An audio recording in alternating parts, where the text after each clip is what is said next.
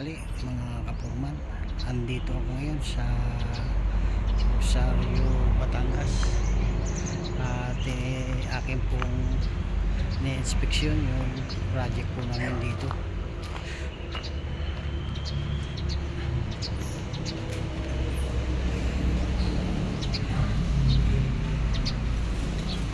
Bali, ito na po mga kapurman yung sitwasyon po rito. Bali, plastering na po tayo dito sa paikot po ito. Ayan po. At ganoon din po dun sa labas, dito sa tagiliran at dito po sa likod ay okay na rin po ang palitada po doon sa likod at dito po sa tagiliran. At ito po yung resulta ng ating pong mga trusses. Ayan po, kaunti na lang po ang gagawin. Kasunod na po ay C-parting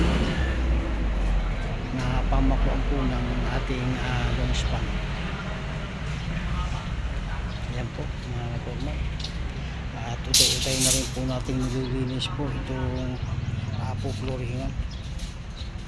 Inaayos na po, isinasako po yung mga tambak. Ayan po mga kapurman. Naka-prepare na po yung ating trusses. Bali kakaunti na po yung kulang po natin dito para po okay na po yung trusses. Ayan po mga kapurman, tuloy-tuloy naman po yung gawa po natin dito kahit po sa sobrang init ay tuloy-tuloy naman po.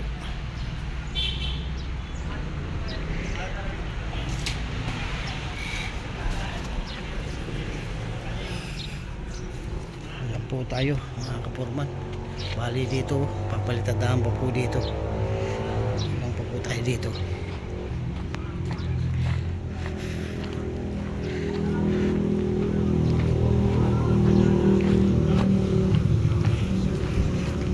At sa ngayon nga po, ito po yung ating i-prepare